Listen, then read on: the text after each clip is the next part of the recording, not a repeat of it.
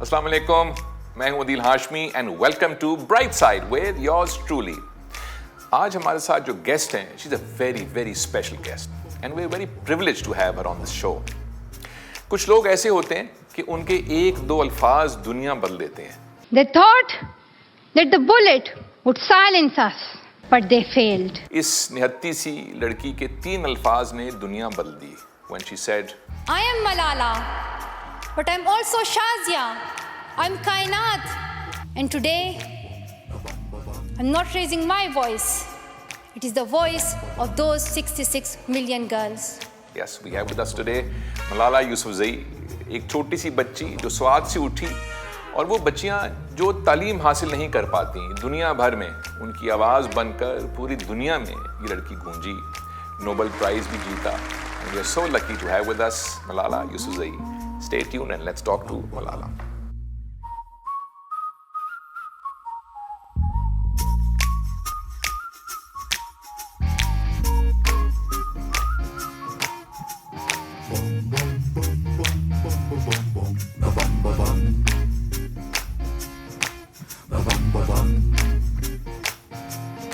Malala, assalamu alaikum and a very warm welcome and thank you so much for taking out time and for speaking to us, and hopefully جو آپ کرتی آئیں گی اتنے سالوں سے you'll inspire so many people and I'm just one of them.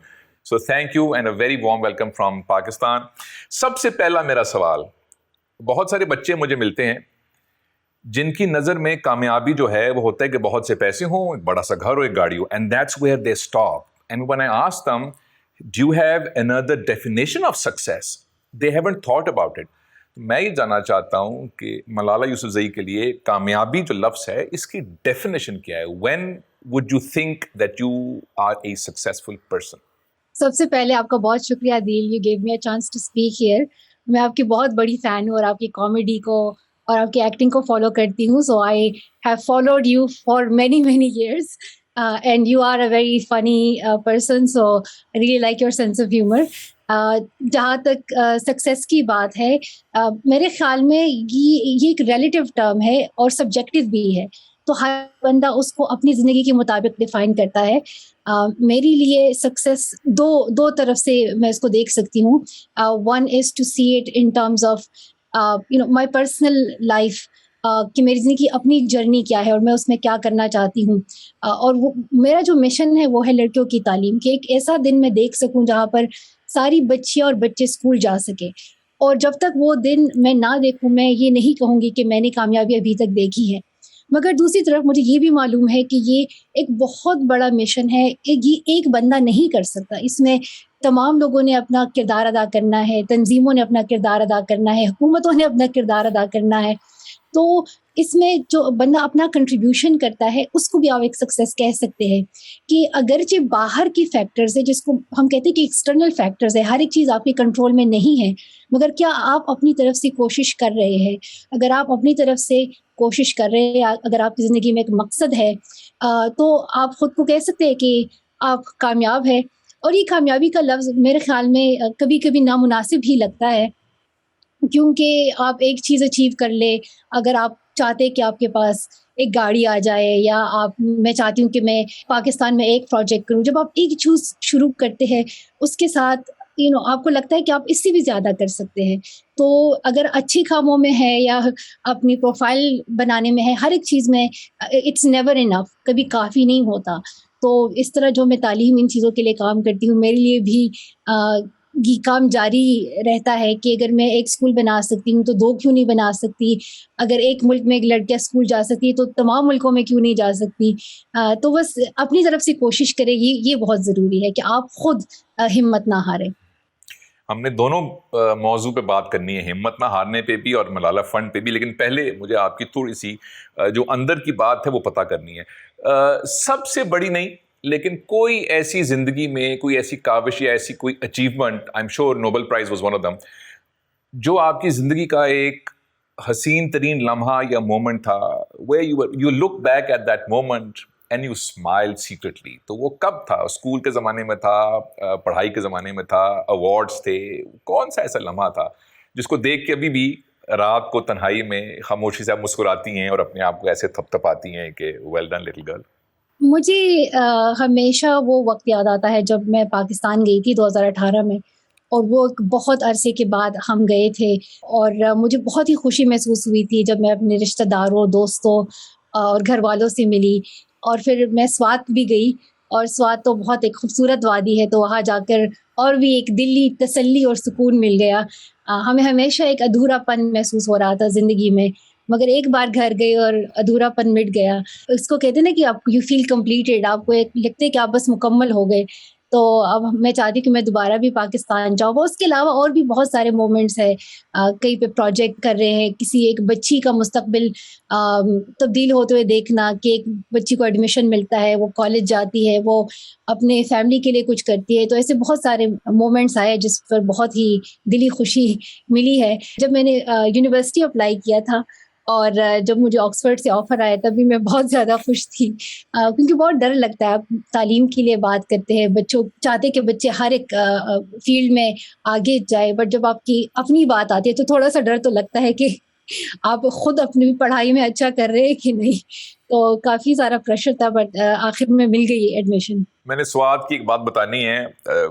میں جب پڑھتا تھا امریکہ میں بہت سال پہلے، تو میرا جو پروجیکٹ تھا فائنل، وہ ایک شارٹ فلم بنانا تھی. تو میں نے ان سے پرمیشن لی کہ مجھے اب لمبی فلم بنانے دیں. تو میں نے 2 گھنٹے کی فلم بنائی، اور وہ ساری کی ساری میں نے سوات میں شوٹ کی، مینگورا میں، مدین میں، بحرین میں، ان ایریاز میں. تو جب میں امریکہ واپس آیا دکھانے کے لیے، تو پورا ہمارا جو ڈپارٹمنٹ تھا اس میں سب گورے تھے، وہ بیٹھے اس کو کرٹیک کر رہے تھے. تو پہلا جو سوال پوچھا میرے ڈائریکٹر نے، اس نے پوچھا where did you shoot this film? I said in Pakistan, in the Swat Valley.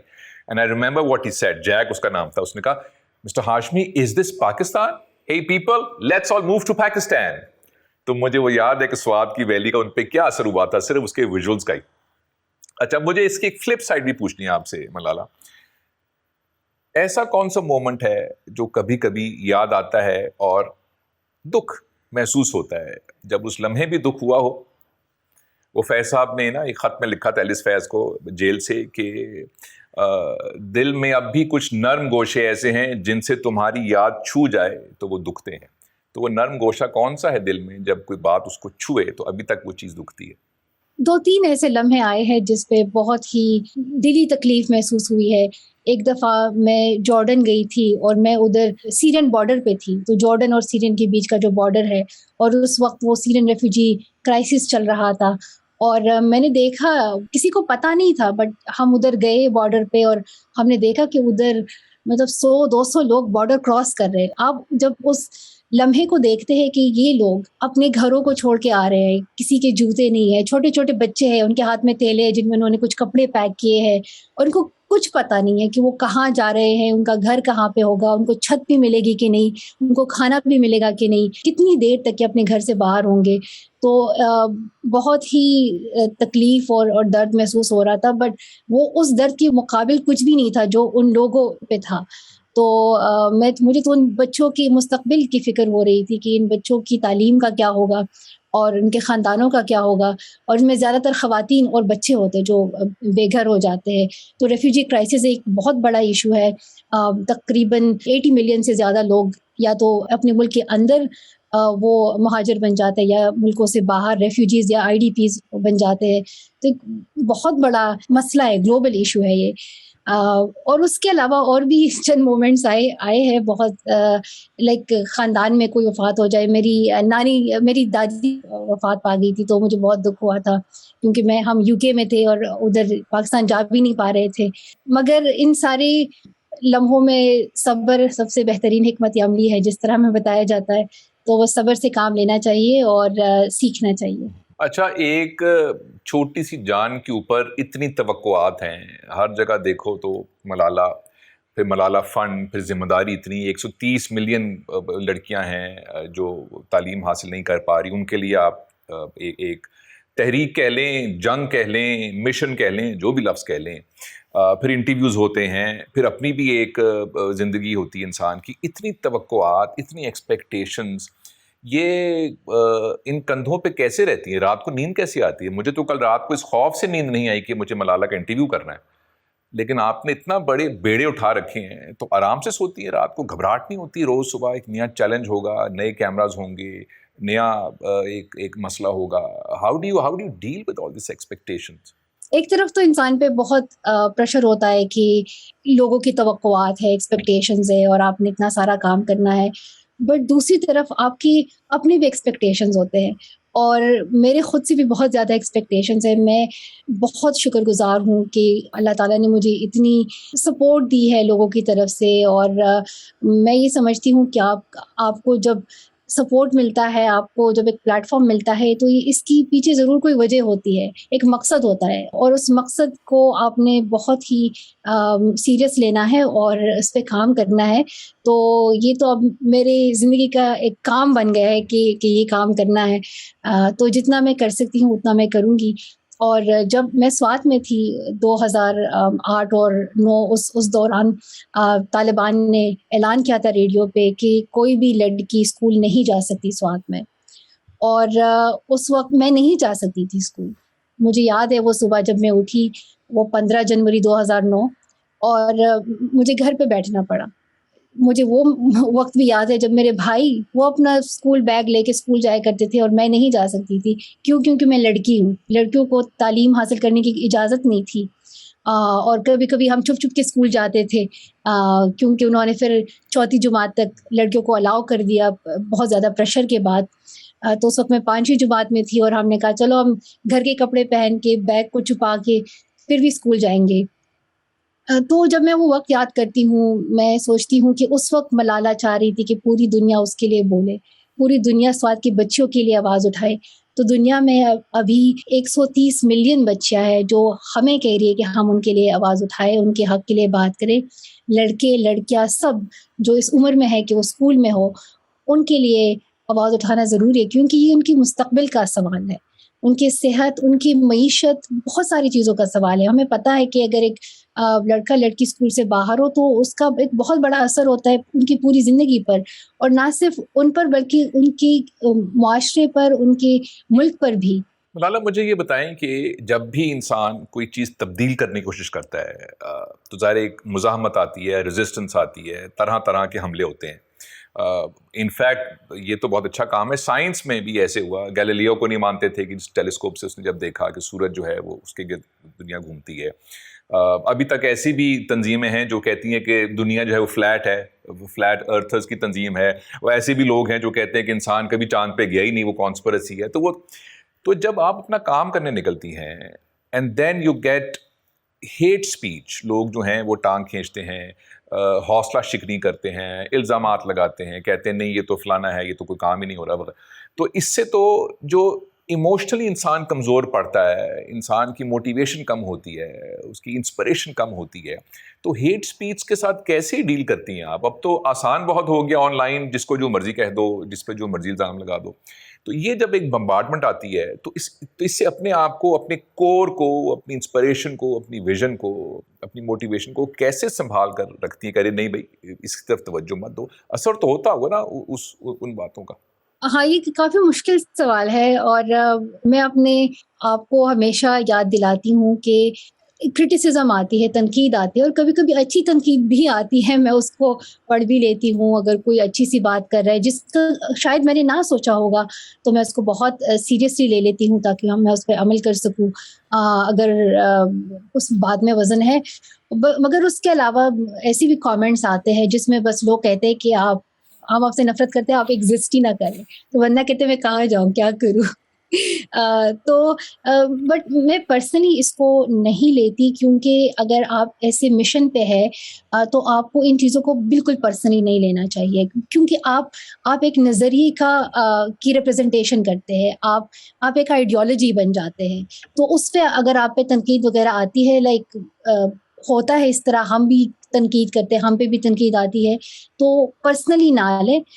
تو میں تو کہتی ہوں کہ آپ اپنے دل کو بہت ہی نرم رکھیں جب آپ لوگوں سے ملیں، آپ ان کی کہانیاں سنیں. مگر آپ پر اگر بلا وجہ تلخ کلامی ہو، بلا وجہ تنقید آئے، تو اس میں آپ کو اپنا دل پتھر جیسا سخت رکھنا چاہیے کہ آپ اس کو ایز اے پرسن اٹیک نہ لیں، کیونکہ بندہ پھر اپنے آپ پہ ہی پڑ جاتا ہے، اپنے آپ کو ہی ڈیفینڈ کرنے لگتا ہے. وہ مقصد نہیں ہے.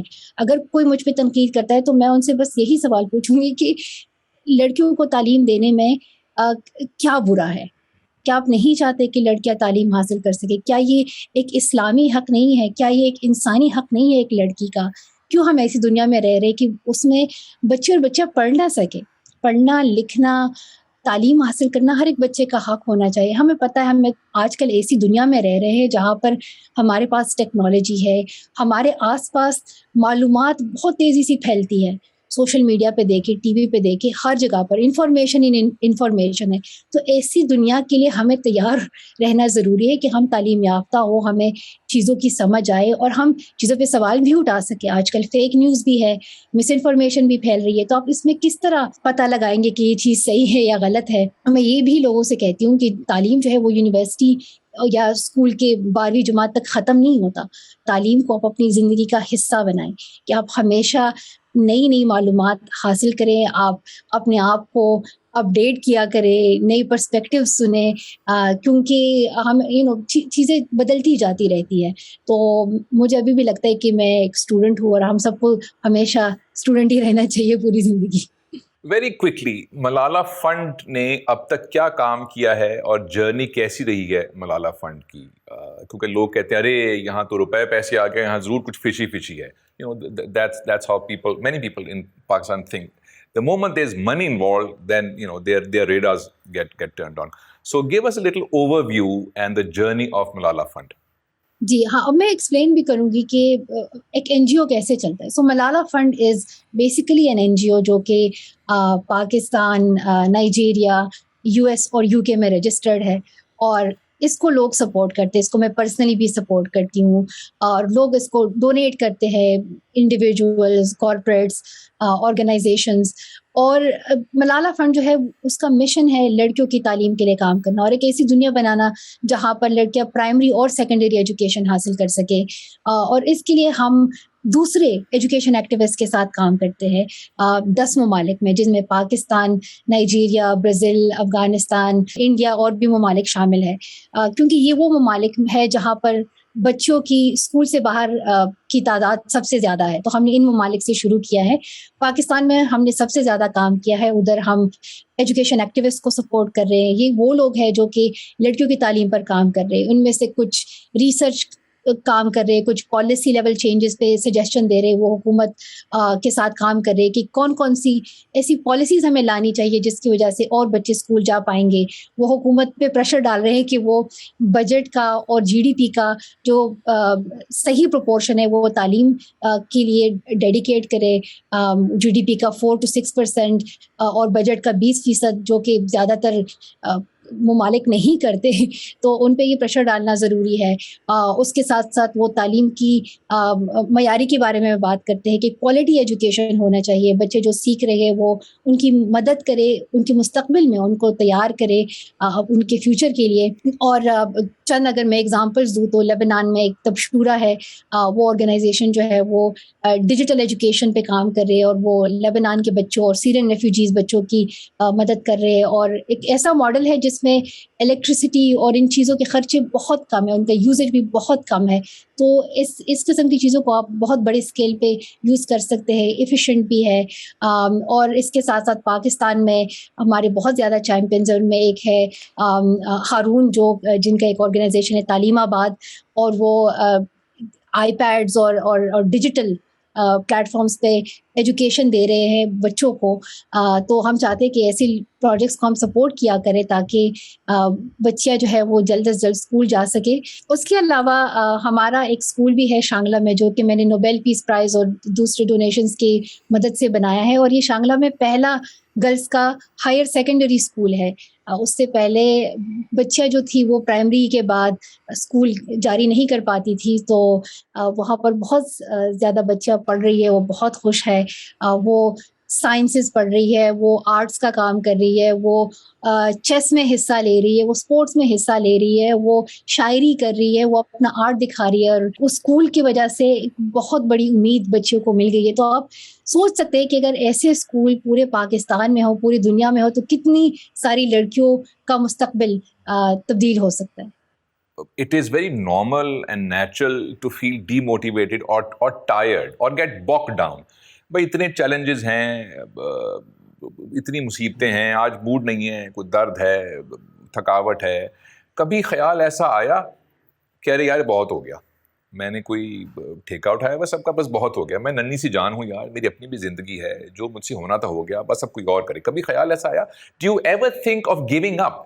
That's what I want to ask. Do you ever think of giving up? If not, what is it that keeps you driven and excited کہ کل صبح اٹھیں گے اور ایک نئی صبح ہوگی اور پھر قدم اٹھائیں گے؟ کبھی کبھی نہیں دل کرتا کہ ارے یار بس جان چھوڑو, I am done. Do you ever feel to throw in the towel and say I am done?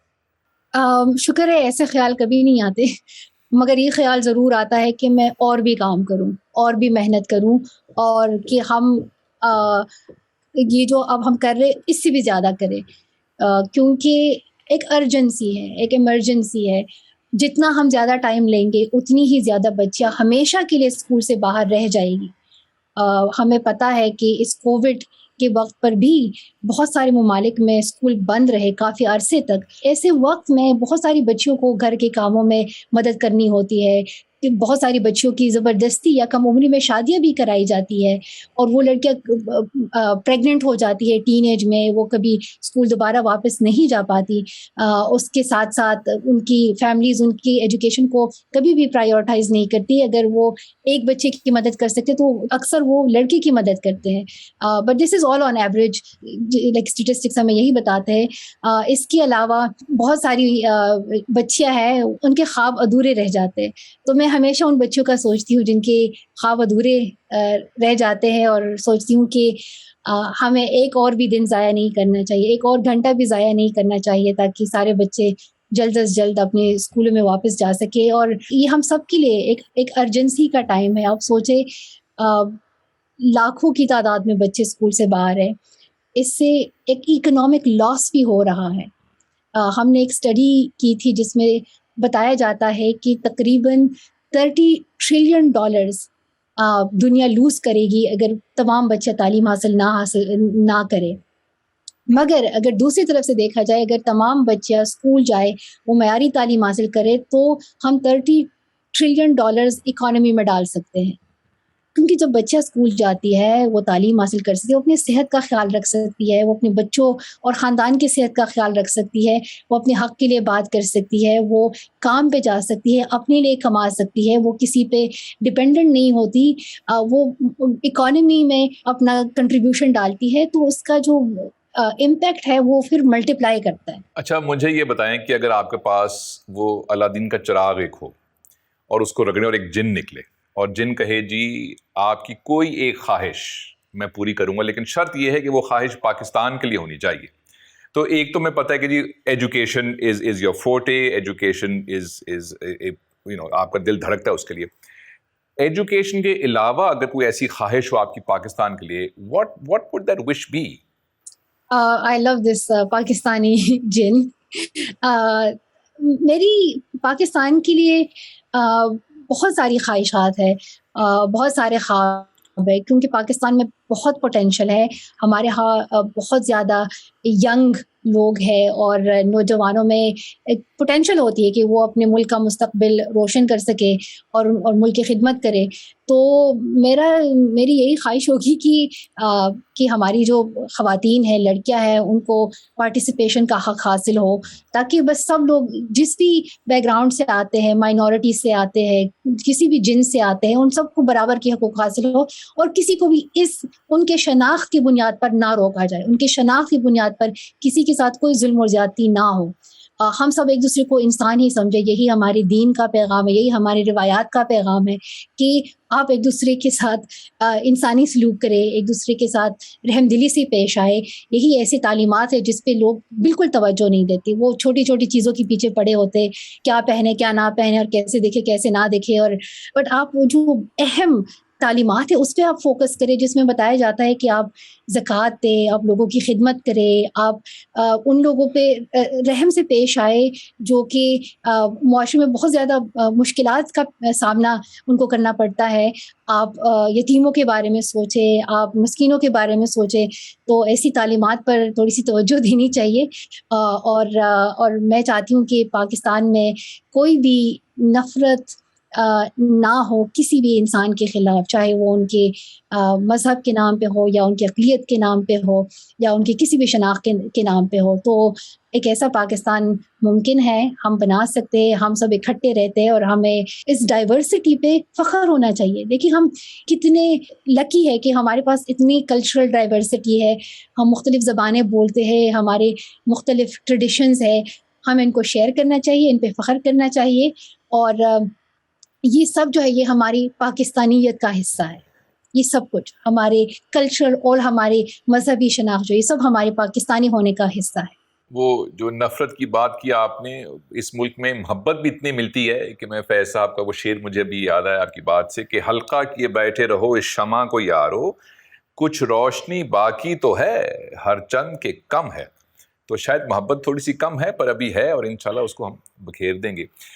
Malala, name a few people from history, from your life, from Pakistan اور اینی ویئر جو آپ کے لیے رول ماڈلز ہیں، جہاں پہ آپ اتنوں کے لیے رول ماڈلز ہیں. میں ہمیشہ اپنے والدین اور اپنے اساتذہ کا ذکر کرتی ہوں. انہوں نے مجھے بچپن سے بہت انسپائر کیا ہے، مگر اس کے علاوہ ہمارے دنیا میں انسپریشن لوگوں کی کوئی کمی نہیں ہے. پاکستان میں اگر آپ دیکھیں آسمہ جہانگیر سے لے کے بےنظیر بھٹو ٹو فاطمہ جناح اور بہت ساری ایسی خواتین ہیں، سمر من اللہ ہو گئی، غزالہ من اللہ ہو گئی، طاہرہ عبداللہ ہو گئی، آج کل نگہت داد، نئے جو ینگ خواتین ایکٹیوسٹ ہے ان کے دیکھ کے تو میں بہت انسپائر ہوتی ہوں. اور میں چاہتی ہوں کہ میں اس موومنٹ کا حصہ بنوں جو موومنٹ وہ خواتین لیڈ کر رہی ہے.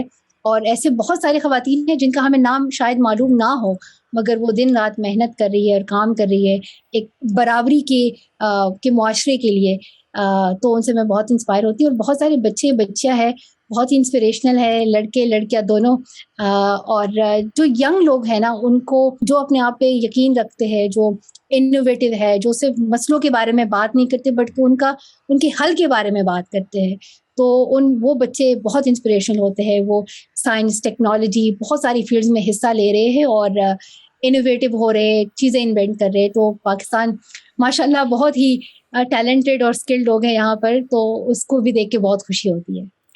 میں نے ایک روایتی لیکن اہم سوال ضرور پوچھنا ہے آپ سے. اور کبھی مجھ سے کوئی پوچھے تو میں کہتا ہوں ارے یار مجھے معاف کر دو، یہ سوال جو ہے it's been done to death, لیکن میرا فرض ہے کہ میں آپ سے ضرور پوچھوں. ینگ لڑکے لڑکیوں کو پاکستان میں ہیں، شاید ان میں سے بہت سارے ایسے حالات میں ہیں کہ جہاں they don't have a role model to look up to. حالات ان کے ایسے ہیں کہ ان کی روح، ان کے خوابوں کا گلا حالات دبا دیتے ہیں، وہ اپنا پوٹینشیل اچیو نہیں کر پاتے. ان کو ملالہ یوسفزئی کیا کہے گی؟ چکوال، بھلوال، سندھ، دیر، لاہور، کراچی کے بچے بچیاں انٹرنیٹ پہ کنیکٹڈ ہیں، وہ یہ دیکھیں گے، یہ سوال سنیں گے. ملالہ یوسفزئی پاکستان کے آج کے بچوں بچیوں کو کیا کہے گی؟ میرے خیال میں جو نوجوان ہیں ان کو کسی بھی پیغام کی ضرورت نہیں ہے. ان کو پتہ ہے کہ حقیقت کیا ہے، ان کو پتہ ہے کہ دنیا ان کے لیے کیسی ہونی چاہیے، اور ان کو یہ بھی پتہ ہے کہ ان کو پرسنلی کتنی ہمت اور حوصلے سے کام لینا چاہیے، کیونکہ سفر اتنا آسان نہیں ہے. میں ان کے ہمت اور حوصلے کو داد دیتی ہوں، اور میں ان سے، میرا ہمیشہ یہی ایک پیغام ہوتا ہے بچوں کے لیے کہ اپنے آپ پہ بلیو کرو، اور جو بھی مشن ہے آپ کا، آپ اس پہ کام کرو. اور اگر آپ دوسرے پہ چھوڑ دو گے تو پھر تو سال گزر جائیں گے، وقت گزر جائے گا، کوئی کچھ نہیں کرے گا.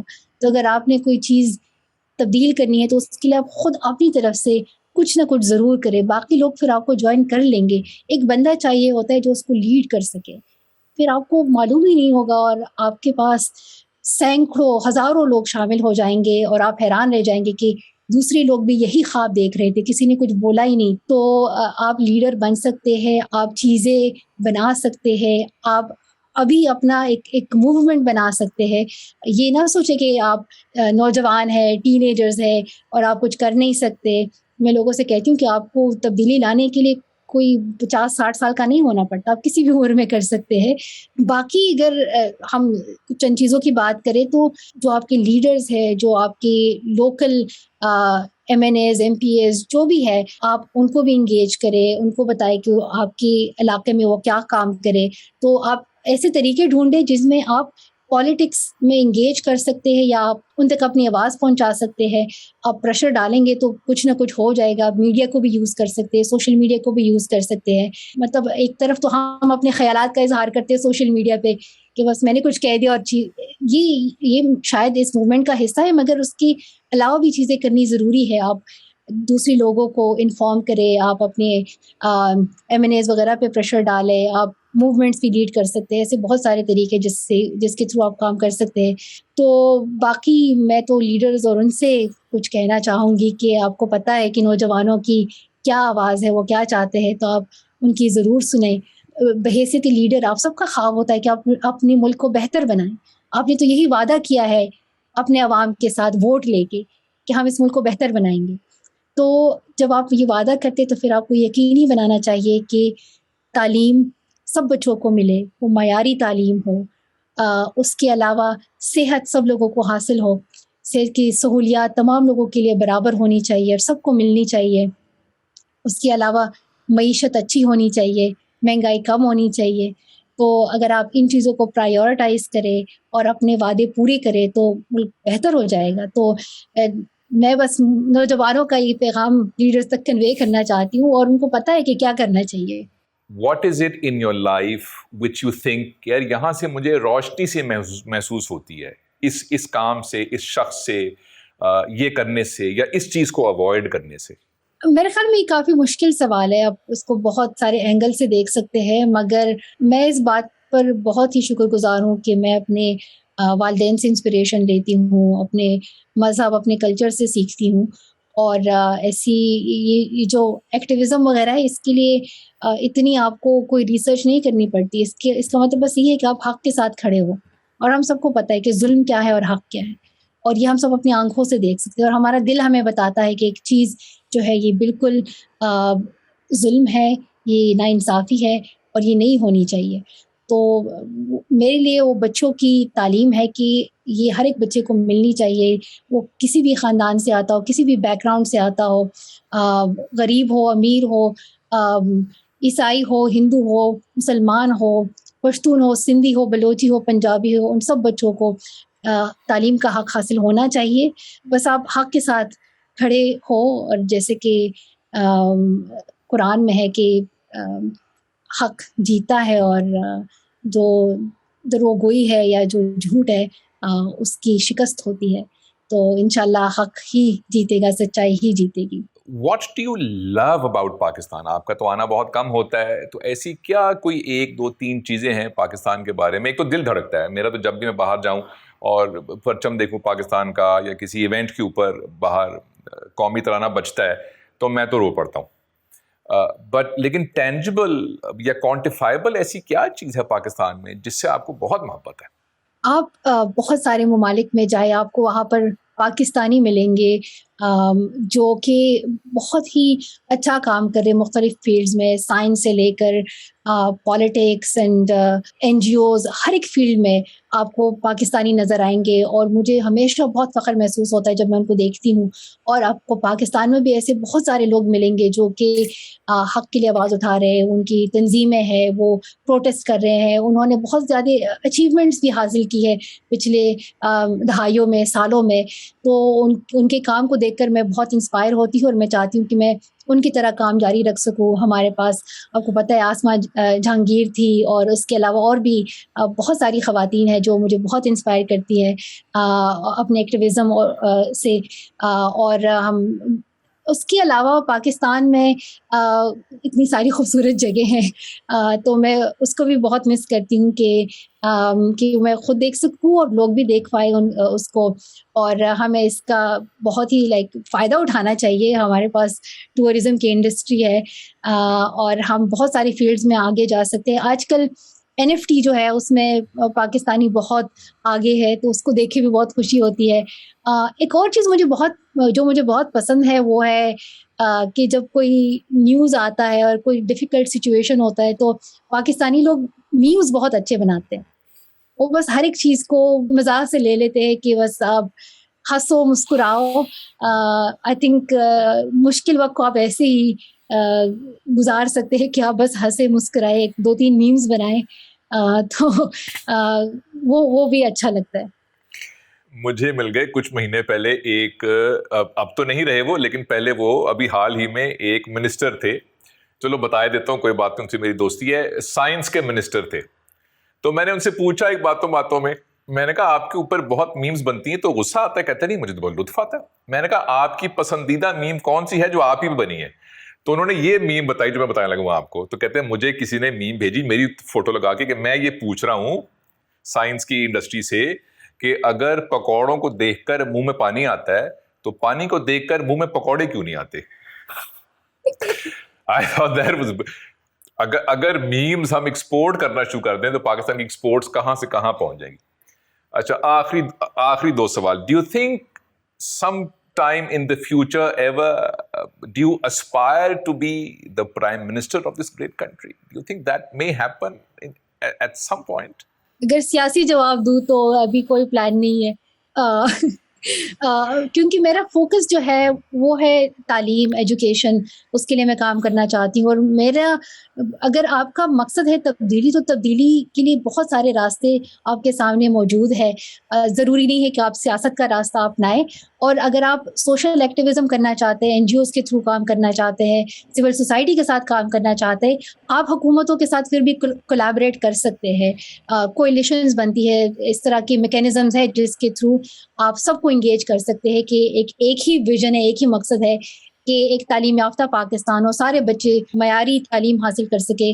تو اس کے لیے سب اکٹھے کام کر سکتے. تو میرا ابھی فوکس وہی ہے, باقی دیکھیں گے فیوچر میں کیا ہوتا ہے.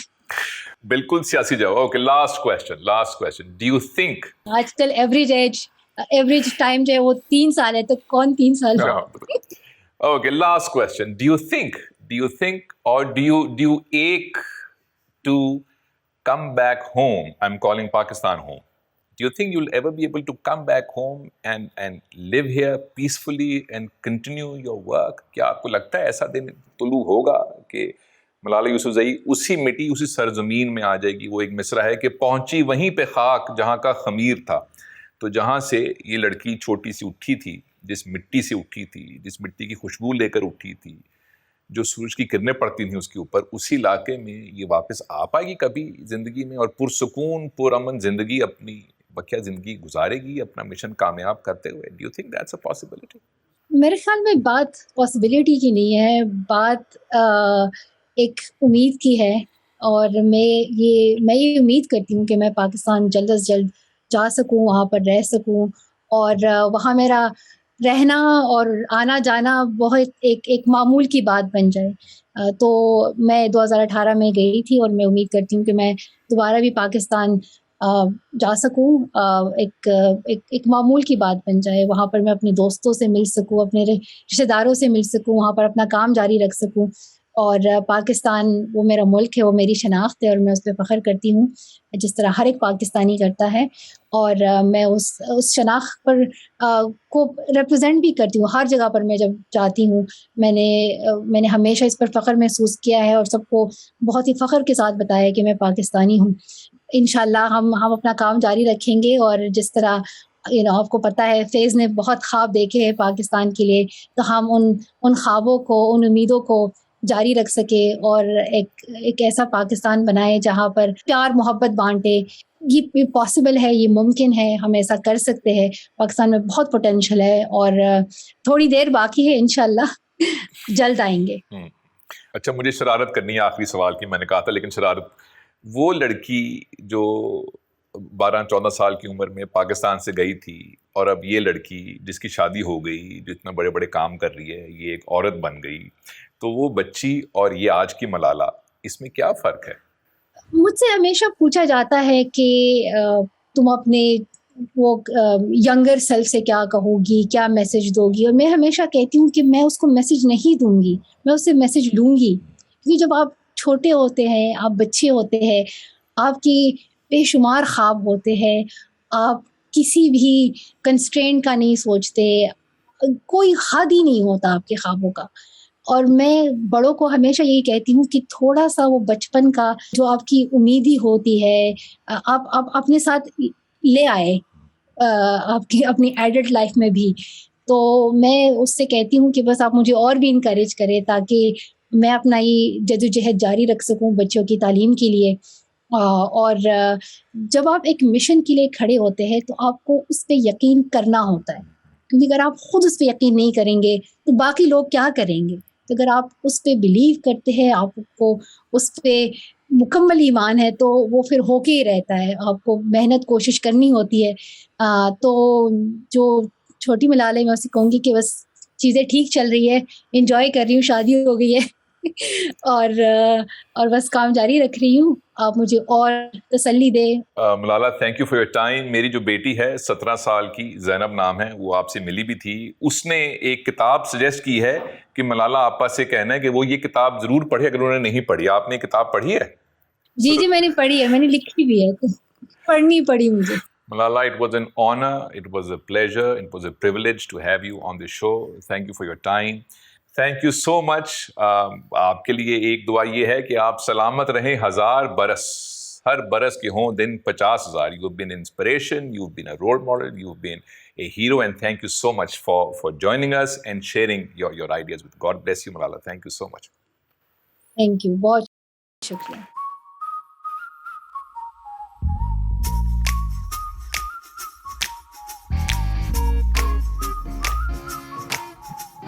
Bum bum bum bum bum bum bum bum bum bum bum.